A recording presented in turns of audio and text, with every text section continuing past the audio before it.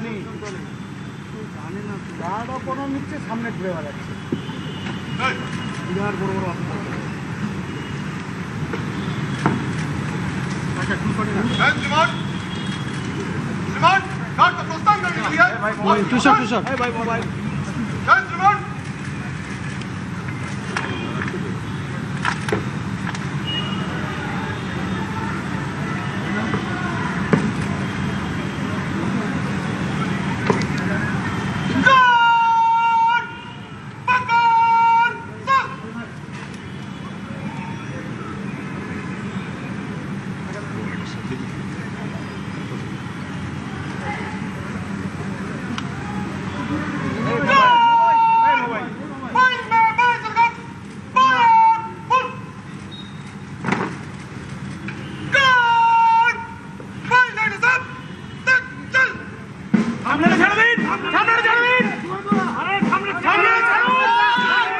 মুখ্যমন্ত্রী শুভেন্দু অধিকারীকে guard of honour. শ্যামাপ্রসাদের বাংলায় প্রথমবার পদ্ম সরকার।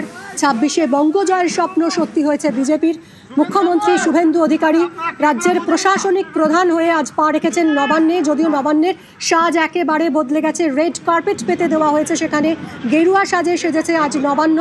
মুখ্যমন্ত্রী শুভেন্দু অধিকারী এলেন এবং তাকে গার্ড অফ অনার দেওয়া হলো। এরপর আজ পরপর কর্মসূচি রয়েছে, একের পর এক গুরুত্বপূর্ণ বৈঠক হবে। মন্ত্রিসভার প্রথম বৈঠক রয়েছে আজ। কথা বলবো সোমরাজের সঙ্গে। সোমরাজ, আজ এরপর আর ঠিক কি কি গুরুত্বপূর্ণ কর্মসূচি রয়েছে আজ শুভেন্দু অধিকারী? হ্যাঁ দেখো, মুখ্যমন্ত্রী শুভেন্দু অধিকারী ইতিমধ্যেই নবান্নে এসে পৌঁছালেন। তাকে গার্ড অফ অনার দেওয়া হলো। মুখ্য সচিব, স্বরাষ্ট্র সচিব, রাজ্য পুলিশের ডিজি তাকে শুভেচ্ছা জানালেন। মুখ্য সচিব, স্বরাষ্ট্র সচিব তাকে ফুলের তোড়া দিয়ে তাকে শুভেচ্ছা জানালেন নবান্নে। এবং এই মুহূর্তে আমরা দেখতে পাচ্ছি নবান্নে মুখ্যমন্ত্রীর যে ঘর, সেই ঘরে যাচ্ছেন এবং তিনি 14 তলায়, অর্থাৎ মুখ্যমন্ত্রীর যে ঘর, সেই ঘরে তিনি উঠছেন এবং তিনি জানিয়ে গেলেন যে তিনি পরে কথা বলবেন, অর্থাৎ তিনি কিছুক্ষণ বাদেই সাংবাদিকদের সঙ্গে কথা বলবেন, তিনি জানিয়ে গেলেন। এবং এই মুহূর্তে আমরা দেখতে পাচ্ছি মুখ্যমন্ত্রী শুভেন্দু অধিকারীর সাথে রয়েছেন রাজ্যের মুখ্য সচিব দুশুভান নারিয়ালা, স্বরাষ্ট্র সচিব সংঘমিত্রা ঘোষ, কলকাতা পুলিশের পুলিশ কমিশনার অজয় নান্দা, রাজ্য পুলিশের ডিজি সিদ্ধনাথ গুপ্তা, তারা রয়েছেন।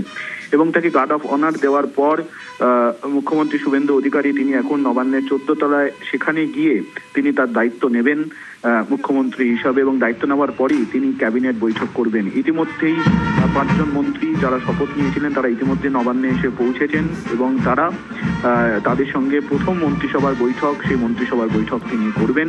মন্ত্রিসভার বৈঠকের পরেই তিনি তারপর বিভিন্ন দপ্তরের সচিবদের সঙ্গে সৌজন্য সাক্ষাৎ করবেন। পাশাপাশি বিভিন্ন দপ্তরকে কেন্দ্র করে নয়া সরকারের কি কি উন্নয়নমূলক পরিকল্পনা রয়েছে তা নিয়েও পর্যালোচনা করবেন বলেই মনে করা হচ্ছে। এবং তারপর বিধায়কদের সঙ্গেও বৈঠক করার কথা রয়েছে মুখ্যমন্ত্রী শুভেন্দু অধিকারীর।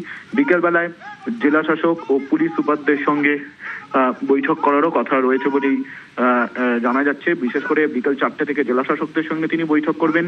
বিকেল 5টা থেকে তিনি পুলিশের সব আধিকারিকদের নিয়ে বৈঠক করবেন। ফলত এখন তিনি নবান্নের 14 তলায় ইতিমধ্যেই পৌঁছেছেন। এবং তুমি জানো, মুখ্যমন্ত্রীর দপ্তরের জন্য ইতিমধ্যে নয়া আধিকারিকদের নিয়োগ করা হয়েছে। ইতিমধ্যেই দায়িত্ব নিয়েছেন মুখ্যমন্ত্রীর অ্যাডভাইজার সুব্রত গুপ্ত, তিনি দায়িত্ব নিয়েছেন। পাশাপাশি মুখ্যমন্ত্রীর দপ্তরে কাজ করার জন্য যে একাধিক আধিকারিক নিয়োগ করা হয়েছে তারাও দায়িত্ব নিয়েছেন। তাদের সঙ্গেও শুভেচ্ছা বিনিময় করবেন মুখ্যমন্ত্রী শুভেন্দু অধিকারী। এবং তারপর তিনি মন্ত্রিসভার বৈঠক শুরু করবেন। মন্ত্রিসভার বৈঠকের পর বিভিন্ন দপ্তরের সচিবদের নিয়ে বৈঠক করার কথা রয়েছে এবং তার মাঝে তিনি নবান্নের প্রেস কর্নারে একটি সাংবাদিক সম্মেলনও করবেন।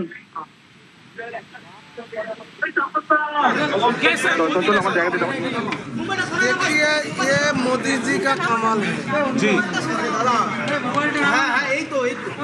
आज हम एक उद्वास्तु परिवार का संतान जी जी, जो हमारा पूर्वपुरुष था, जो एक टाइम इंडिया का में था जी।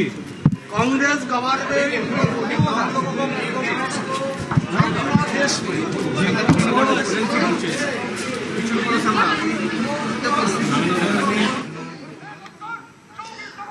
অশোক কীর্তনিয়া মন্ত্রী, তার বক্তব্য শুনছিলেন। একে একে মন্ত্রীরাও এসে গেছেন। দিলীপ ঘোষ, অশোক কীর্তনিয়া, নিশীথ প্রামাণিক, ক্ষুদিরাম টুডু, অগ্নিমিত্রা পাল, এই 5 জন মন্ত্রী রয়েছেন। এবং কিছুক্ষণ আগেই মুখ্যমন্ত্রী শুভেন্দু অধিকারীকে গার্ড অফ অনার দেওয়া হয়েছে। আবির আমাদের প্রতিনিধির সঙ্গে কথা বলবো। আবির, আজ একের পর এক গুরুত্বপূর্ণ বৈঠক রয়েছে নবান্নে, নতুন মন্ত্রিসভার প্রথম বৈঠক, যা ঘিরে কৌতূহল প্রত্যাশার পারদ এই মুহূর্তে চড়ছে। মুখ্যমন্ত্রী শুভেন্দু অধিকারীর ক্যাবিনেট, তারা আজ প্রথম কি সিদ্ধান্ত নেয় সেদিকে তাকিয়ে রয়েছে গোটা বাংলা। কোন কোন বিষয়ে অগ্রাধিকার দেওয়া হতে পারে? দেখো, প্রথম যে বিষয়টা অগ্রাধিকার দেওয়া হতে পারে সেই বিষয়টার মধ্যে আয়ুষ্মান ভারত থাকবে।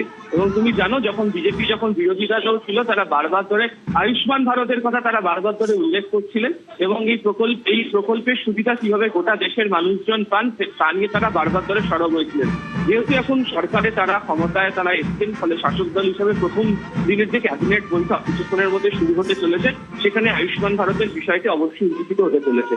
দ্বিতীয় হচ্ছে সীমান্ত সুরক্ষার বিষয়েও বিজেপির তরফ থেকে বারবার ধরে বলা হয়েছিল এবং আমরা দেখেছি যে বারবার ধরে প্রধানমন্ত্রী অনুপ্রবেশ নিয়ে সরব হয়েছেন, স্বরাষ্ট্রমন্ত্রী এসে যে আন্তর্জাতিক সীমানাগুলোতে যে সুরক্ষা দেওয়ার যে বিষয়, যে ফাঁকফোকর রয়েছে তা নিয়ে তারা বারবার ধরে বলেছিলেন এবং যে জমি সমস্যা রয়েছে তার জন্য কেন সীমান্ত সুরক্ষার ক্ষেত্রে ফাঁক থাকছে সেই প্রসঙ্গের কথা বারবার ধরে উল্লেখিত হয়েছিল।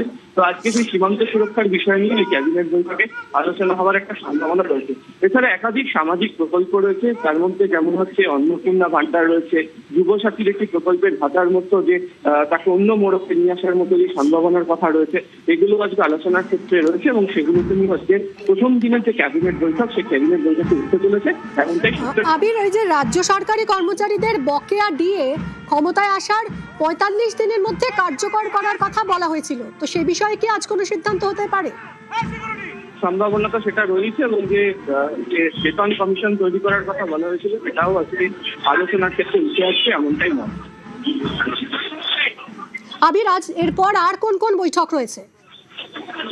এরপরে আজকে দফায় দফায় বৈঠক রয়েছে, যেমন সচিব পর্যায়ের বৈঠক রয়েছে, জেলা শাসক, পুলিশ সুপার, পুলিশ কমিশনার যারা রয়েছেন তাদেরকে নিয়ে বৈঠক রয়েছে, বিভিন্ন দপ্তরের যারা গুরুত্বপূর্ণ সচিব তাদেরকে ডেকে পাঠানো হয়েছে। ফলে একের পর এক বৈঠক তিনি শুরু করবেন।